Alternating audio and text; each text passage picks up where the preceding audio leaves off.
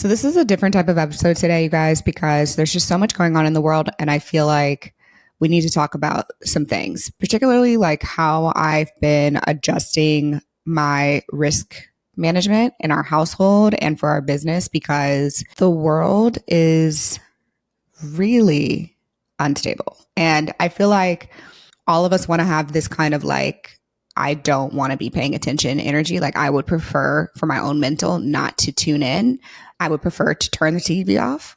But this is also the moment where you can't turn the TV off. Like this is the moment where you have to find alternative news sources to figure out what's going on, because it is very quickly becoming a situation where certain messages and certain figures who were sources of some variants of US propaganda, but really just like some allowance of some truth, are being kicked off news channels like Joy Reid.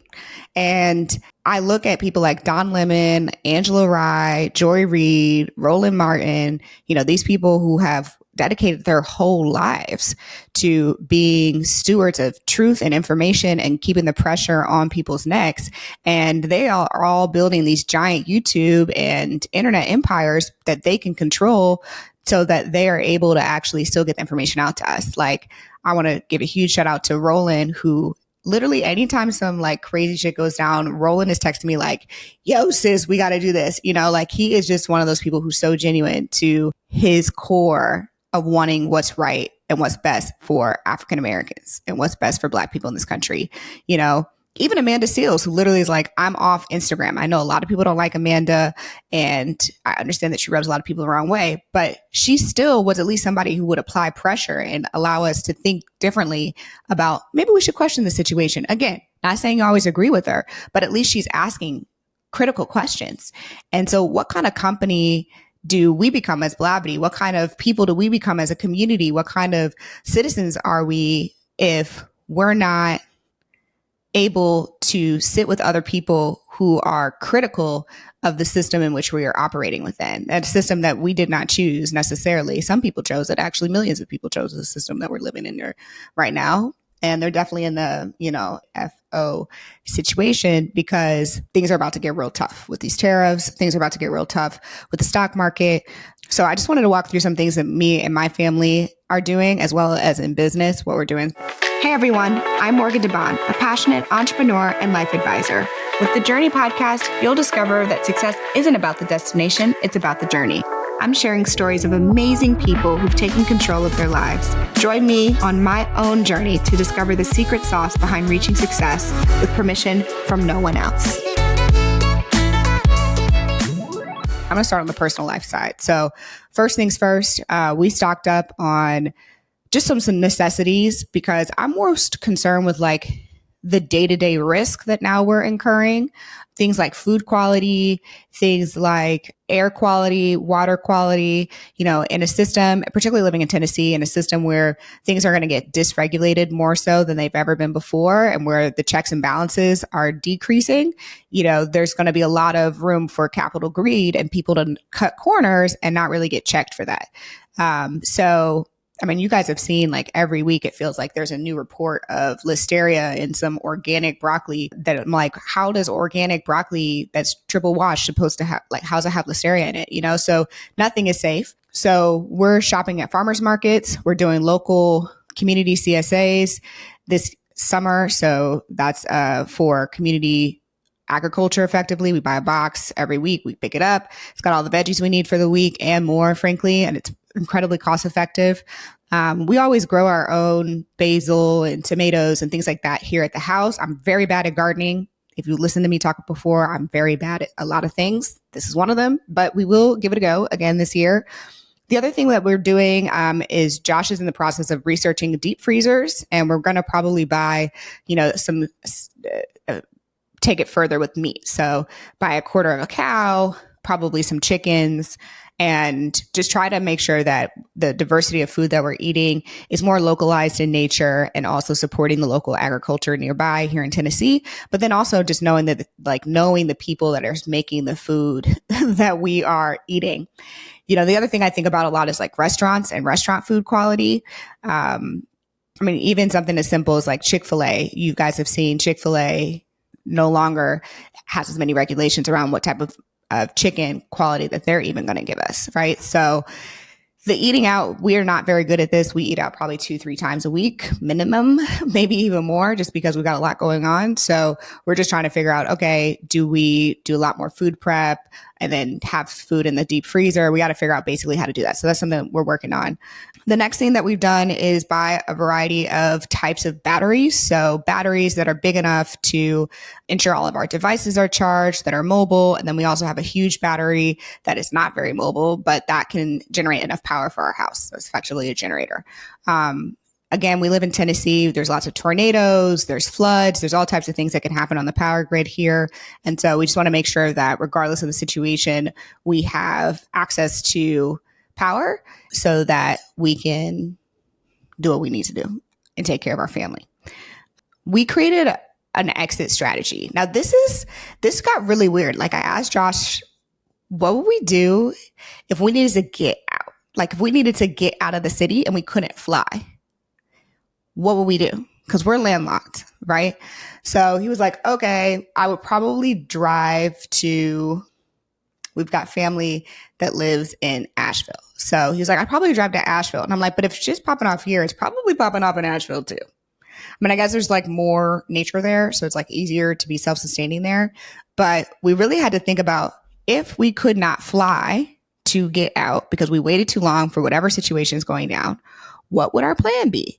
Now, again, this might seem very extreme, but when you have a child, you unfortunately, like your brain kind of forces you to go there. At least mine does, because if it's just me and him, we can do a lot of stuff. Like, I'm like, bro, like we got it, but I got a toddler on my back.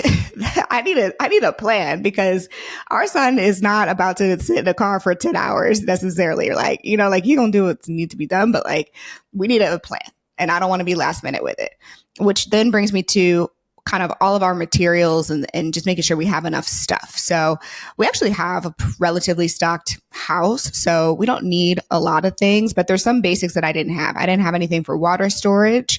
I didn't have a water filtering system that would allow us to, have drinkable water if we wound up in a situation where the water filtering system of the city wasn't working. So we bought that. We bought I can't remember what it's called, but it's like the thing that you can store water in your bathtub if you need to, which goes a long way. We also bought a variety of seeds. So if we wound up in a situation again where food was something that we needed to manage, just bought, a backlog of like seeds and just some super simple food items that would allow us to manage ourselves and manage our family.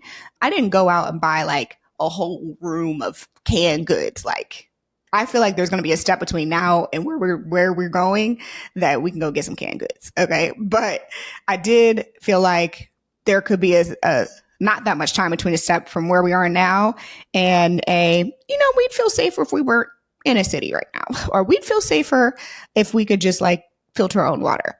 I remember a few years ago here in Nashville, there was these crazy floods and people weren't ready. And so everyone's basement flooded and my parents' basement flooded.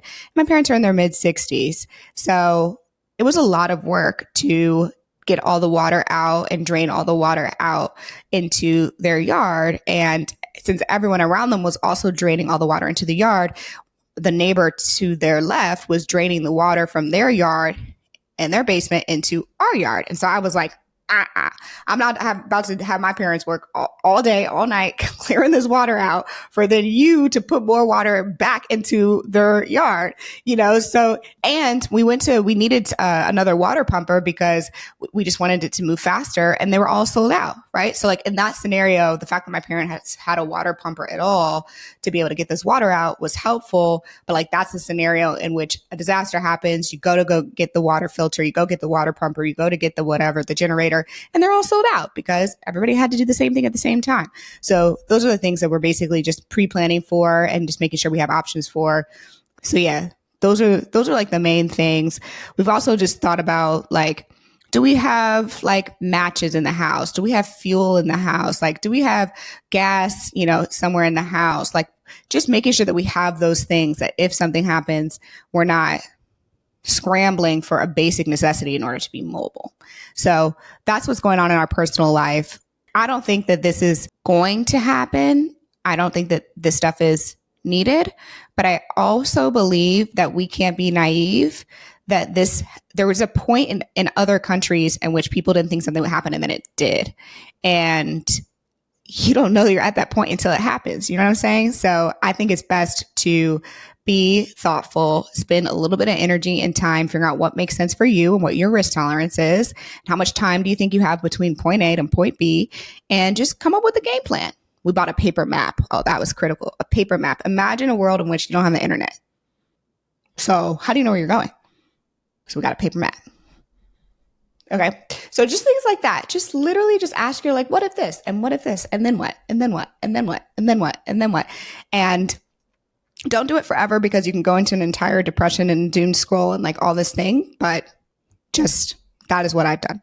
Okay. So moving on to business. So business is a bit more difficult. So I run 2 companies, as you all know. Afrotech, which is a community and ecosystem of technologists and innovators. And it's tied to capitalism in a way. It is either to encourage people to participate in owning assets as an employee and work at these companies that have extreme value and grow your assets through that, or it's to create your own companies, invest in other companies, and take ownership that way.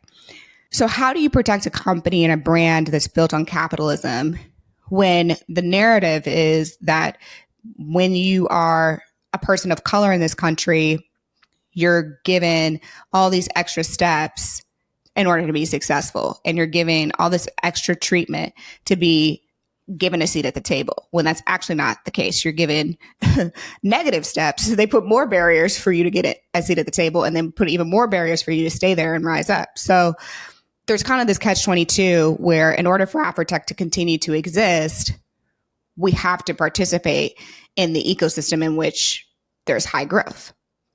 And we also are living in a situation in a government that is highly influenced by tech oligarchs, if you would, right? Like a very small amount of people, 10 to 15, have a significant amount of power and control all of the internet that we are all consuming information and doing work on every single day. Everything from Slack to Salesforce, which owns Slack, to WhatsApp, Instagram, Meta, to soon to be TikTok, Reddit, right? Like it's just a handful of people that own all of these things.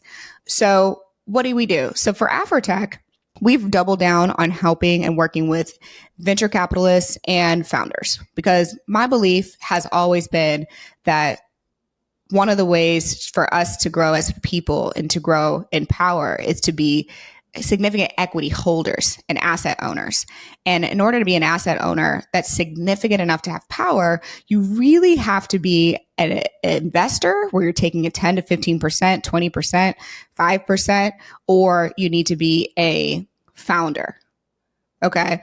And there's a time in Afrotech where that was really a huge part of our focus. But then as the Black tech community grew and professionals grew, the pie grew. And so even if we were able to serve 1,000, 2,000 founders, you know, when you've got 30,000 young professionals that are really trying to get their foot in the door and grow, then they kind of gobble up all the attention. So we're really shifting our attention back to entrepreneurs, VCs, and limited partners, people who are investing in even the top of the funnel for those venture funds, and making sure that there's a seat for them at Afrotech, that they're given speaking engagements, that we're inviting them to our private dinners, our happy hours. And then we've also created a membership called Afrotech Insider so that we can have regular meetings and skill-based conversations with entrepreneurs, founders, small business owners to help them get to the next level. Because 80% of small business owners in this country have an employee of one themselves.